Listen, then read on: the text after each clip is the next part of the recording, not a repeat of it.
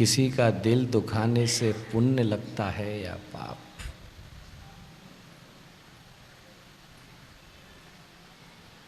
मैंने उसका ये प्रश्न सुनकर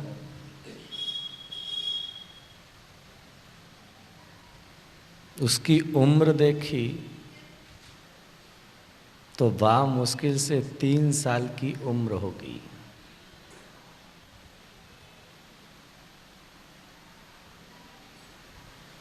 मैं बड़ा आश्चर्यचकित हुआ कि इतना हाथ पांव में दम नहीं और इतना बड़ा प्रश्न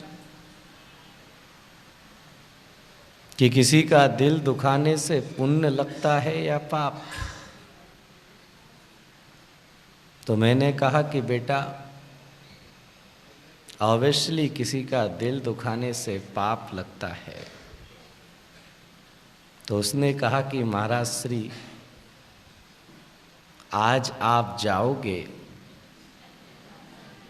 मेरा दिल दुखेगा, आपको पुण्य लगेगा या पाप। कोई बड़ा व्यक्ति अगर प्रश्न पूछता तो मैं उसे उसका उत्तर भी देता, क्योंकि आदमी बहुत होशियार है।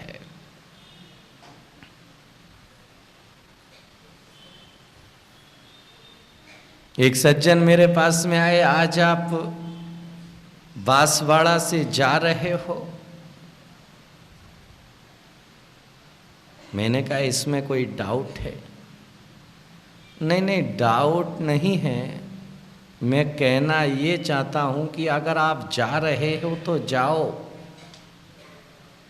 लेकिन लौट के वापिस जल्दी आना, और अगर ना आ सको तो ये कहने के लिए जरूर आना कि मैं नहीं आ सकता। आदमी बहुत चतुर है, क्योंकि आदमी की चतुराई के सामने तो जो है सारा ब्रह्मांड, सारी सृष्टि छोटी पड़ती है।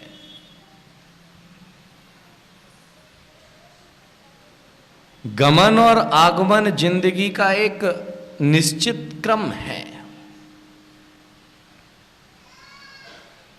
आना और जाना ये प्रकृति प्रदत्त नियम है। लेकिन जाते जाते मैं एक बात आपसे कहना चाहूंगा कि जिंदगी में अगर मजाक नहीं बनना चाहते हैं,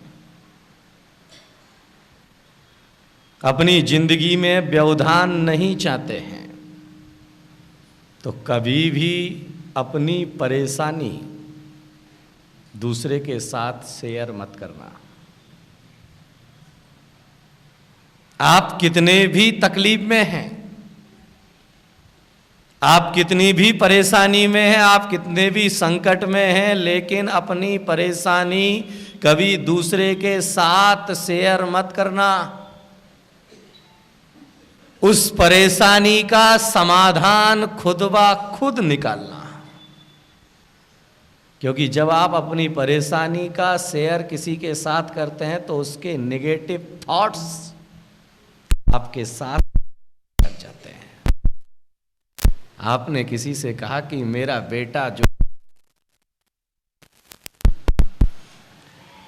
आपने अपने मित्र के साथ में ये बात शेयर की कि मेरा बेटा जो है मेरे से बात नहीं करता है। जिसके साथ में आपने शेयर की है उसके नेगेटिव थॉट्स आगे 10 लोगों के अंदर परिवर्तित होंगे। अरे उनका बेटा तो उनके साथ बात नहीं करता है, उनका बेटा तो उनके साथ बात नहीं करता है, उन बाप बेटों के रिश्ते जो है एक दूसरे के साथ में अच्छे नहीं हैं, एक दूसरे के साथ में रिश्ते, तो उन सभी के जो नेगेटिव थॉट्स की ऊर्जा तुम्हारे पास लौट करके आएगी, तो वह ऊर्जा तुम्हें नीचे की तरफ ले जाने में कारण बन जाएगी। और अगर तुमने उसकी अपनी बेटे के साथ में समस्या है, तुम दोनों ने बैठ करके उसे सल्टा लिया किसी और को परेशानी डाले बगैर, तो वह दुनिया यही समझेगी कि बाप बेटे में बड़ा प्रेम है, इनसे ज्यादा प्रेम तो इस दुनिया में किसी के पास। हम अपनी बात को दूसरे के साथ शेयर करके अपने जीवन के लिए व्यवधान खड़ा करने में कारण बन जाते हैं। अब मान लीजिए आपने अपने मित्र को अगर बता भी दिया कि तुम्हारे बेटे के साथ में तुम्हारे रिश्ते अच्छे नहीं हैं, तो वह मित्र तुम्हारा क्या कर सकता है? क्या वह तुम्हारे रिश्तों को ठीक कर सकता है? क्या वह तुम्हारे घर के जीवन को आकर के जो है अनुकूल बना सकता है? क्या वह तुम्हारे परिवार के अंदर मिठास पैदा कर सकता है? वह मिठास पैदा तो नहीं करेगा, लेकिन चार लोगों के बीच में उसकी चर्चा जरूर करेगा। अरे तुम्हारी बहू बुरी है, तुम्हारा बेटा बुरा है, तुम्हारा नाती बुरा है, तो दुनिया उसमें क्या करेगी? अरे दुनिया तो देख करके मजा लेगी, लेकिन जब भी समाधान निकलेगा तो आपस में बैठ करके स्वयं से ही समाधान निकलेगा। अगला आदमी कोई समाधान नहीं निकाल सकता, क्योंकि जहां समस्या है वहीं समाधान है, जहां अशांति है वहीं शांति है। अशांति का वातावरण निर्मित भी हमारे द्वारा हुआ है, तो शांति का वातावरण भी हमारे द्वारा ही होगा। आज तक किसी भी संत के द्वारा, किसी भी मुनि के द्वारा तुम्हें अहंकार करने की विधि नहीं बताई होगी। बताई क्या?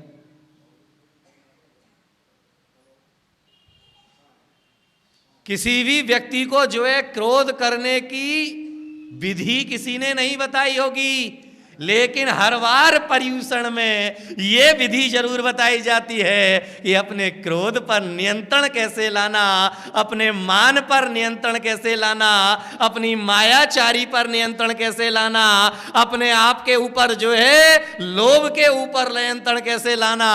लोभ करना सिखाना नहीं पड़ता है, लेकिन जो है लोभ से मुक्त होने की कला सिखाना पड़ती है। तो याद में रखिएगा, क्योंकि ये जीवन में बुराई किसी को, अशांति किसी को सिखाना नहीं पड़ती है। अशांति आदमी स्वयमेव सीख लिया करता है, लेकिन शांति के लिए लोगों के साथ में प्रयत्न और पुरुषार्थ करने की जरूरत पड़ती है। इसलिए अपनी समस्या का समाधान आप खुद हैं।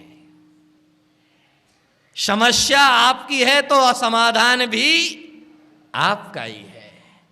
इसीलिए नॉर्मली तौर पर देखना कि दुनिया में, इस प्रकृति में, सृष्टि में हर आदमी जो है समाधान लेने के लिए दूसरे के पास जाता है, और जो दूसरे के पास जाते हैं उतने ज्यादा अशांत लौट करके आते हैं। अरे किसी से आपको अपनी बुराई, अपने अंदर की जो है कोई भी जो है टेंशन शेयर करने का ही मन करे, तो घर में अंदर जाकर के दर्पण के सामने बैठ जाना, और दर्पण के सामने बैठ करके अपना प्रतिबिंब देख करके उस दर्पण के सामने तुम्हें जो कुछ कहना है उस दर्पण के सामने कह देना, क्योंकि दर्पण दूसरे से कहने नहीं जाएगा, वह शांत भाव से सुन लेगा, और जो तुम्हारी प्रतिकृति होगी वह दर्शा भी देगा, क्योंकि दर्पण अंतर्मुखी बनने की प्रेरणा देता है। और लेकिन लोग जो है उस दर्पण का उपयोग, गलत उपयोग किया करते हैं। दर्पण तो अंतर्मुखी होने के लिए था, लेकिन लोगों ने दर्पण का उपयोग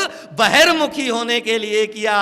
अरे मंदिर में जाकर के भी भगवान के पीछे लगे भावमंडल के अंदर भी लोगों ने अपना चेहरा तो देखा। अरे एक बार उस चेहरे को देख करके अपने चरित्र को देख लिया होता तो जीवन का कल्याण और उद्धार हो गया। अपने चेहरे की चमक को देखा, अपने तिलक को देखा। कई मंदिरों में जाते हैं तो मंदिर में जाने के बाद जो है तिलक लगाने के लिए भी दर्पण के सामने खड़े हो जाते हैं कि तिलक हमारा बरोबर लगना चाहिए। अरे याद में रखिएगा, उस दर्पण में तिलक के साथ साथ अपने जीवन का अंतःकरण छांच लिया होता। इसीलिए बांसवाड़ा वासियों, केवल इतना ही निवेदन करना चाहूंगा, लंबा चौड़ा वक्तव्य नहीं दूंगा। केवल सूत्र रूप में आपसे केवल आज बात करूंगा। जिंदगी में सबसे पहली नियम लेना कि मैं अपनी परेशानी कभी किसी के साथ शेयर नहीं करूंगा। अपनी परेशानी का हल मैं स्वयं खोजूंगा। दूसरी बात जिंदगी में ध्यान में रख करके चलना कि भगवान के मंदिर में दर्पण देखना, दर्पण में अपना चेहरा देखने के पहले अपना चरित्र देखना। तीसरी चीज जिंदगी में ध्यान में रखना कि अगर कोई मुनि, अगर कोई साधु, अगर कोई संत तुम्हारे नगर में आता है, तुम्हारी कॉलोनी में आता है, तो इतना प्रयास जरूर करना कि जब वह तुम्हारी कॉलोनी से जाए तो प्रसन्न होकर के जाए, दुखी और नाराज होकर के ना जाए। याद में रखिएगा कि अगर प्रसन्न होकर के जाता है तो पूरे समाज को खुशहाली पैदा करने में कारण बनता है। और अगर वह समाज किसी वजह से, वह संत जो है किसी वजह से खिन्न होकर के जाता है, किसी वजह से दुखी होकर के जाता है, किसी वजह से नाराज होकर के जाता है, भले ही वह संत अपने ओंठों से अपनी नाराजगी व्यक्त ना करता हो, भले ही अपनी नाराजगी ना कहता हो, लेकिन उसके भावों का संप्रेषण समाज के लिए दुर्भाग्य में कारण बन जाया करता है। क्योंकि संत का आना सौभाग्य का कारण है और संत का प्रसन्न होकर जाना हमारे लिए हर्ष और वरदान का कारण है। और वह हर्ष और वरदान का कारण केवल तुम्हारी भक्ति से ही निर्मित हो सकता है। याद में रखिएगा कि कोर्ट में के लिए चेक चाहिए, नेता से मिलने के लिए जैक चाहिए। याद में रखिएगा कि केस को जीतने के लिए चेक से काम चल जाएगा, नेता से मिलने के लिए जैक से काम चल जाएगा, लेकिन संत वह दर हुआ करता है ना जहां चेक काम आता है, ना जहां जैक काम आता है। यहां काम आती है तो केवल तुम्हारी निश्चल भक्ति ही तुम्हारी काम आती है। क्योंकि भक्ति के माध्यम से ही संत के मन को मोहा जा सकता है, भक्ति के माध्यम से ही संत के हृदय को टोला जा सकता है। क्योंकि संत के हृदय में मात्र एक ही रास्ता है प्रवेश करने का, भक्ति। परमात्मा के चरणों में स्थान बनाने का एक ही रास्ता है, केवल भक्ति। और याद में रखिएगा, भक्ति में शक्ति बड़ी, निज गुण दे प्रगटाए, और भौतिक सुख की बात क्या, शिव सुख दे दर्शाए। भक्ति में वह ताकत होती है कि पदार्थ क्या, अरे भक्ति तो परमात्मा बना। जीतने के लिए चेक चाहिए, चीज है। अरे जिस भक्ति से निर्वाण का सुख मिल सकता है, उस भक्ति से स्वर्ग के सुख की कामना क्या करने की। जब निर्वाण का सुख मिलेगा, मांगोगे तो स्वर्ग का सुख तो अपने आप मिल जाएगा। इसलिए बांसवाड़ा वासियों, संत के हृदय में स्थान बनाना। याद में रखिएगा कि भगवान सब कुछ कबूल करता है, एक चीज कबूल नहीं करता। क्या? भगवान सब कुछ कबूल करता है मगर एक चीज कबूल नहीं होती। क्या? बोलो। भक्त का अहंकार। अहंकार से भर करके सोने के मोती भी चढ़ाओगे तो भगवान स्वीकार नहीं करेगा, और सरलता पूर्वक उबले हुए उड़द भी दोगे तो तीर्थंकर महावीर उसे प्यार से स्वीकार कर लेंगे। अहंकार से भर करके अगर महल भी बनाया तो किसी काम का नहीं। इतिहास की घटनाएं साक्षी हैं इस बात के लिए कि राजा श्रेणिक हाथी पर बैठ करके, अहंकार के हाथी पर बैठ करके, हीरे मोती जवाहरात लेकर के तीर्थंकर महावीर स्वामी के समूह में जाता है तो राजा श्रेणिक बाद में पहुंचता है। वह मेंढक का जीव पहले जो है महावीर के समूह में पहुंच जाता है, जबकि उसके मुख में तो मात्र कमल की पंखुड़ी थी। उसके पास हीरे मोती नहीं थे, उसके पास में जवाहरात नहीं थे, लेकिन उसके पास में हृदय की सच्चाई थी, हृदय की सरलता थी, हृदय की प्रसन्नता थी। और जब हृदय की सरलता और प्रसन्नता हुआ करती है तो जिंदगी के विज्ञान को बनाने में कारण बन जाया करती है। इसलिए मुझे भूल जाना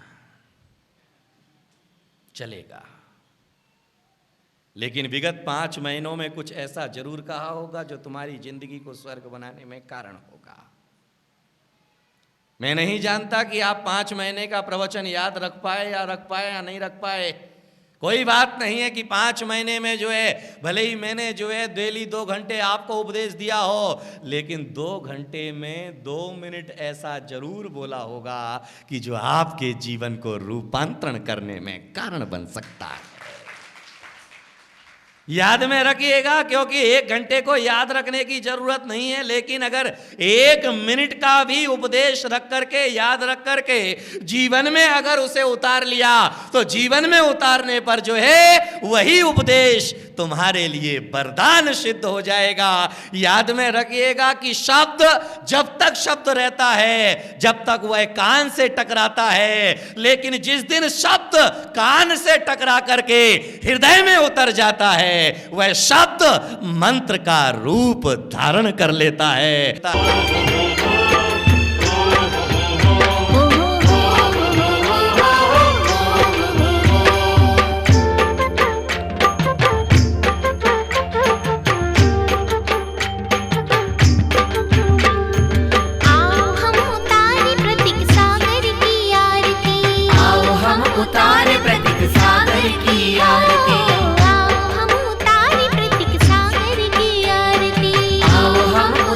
प्रतीक सागर की आरती।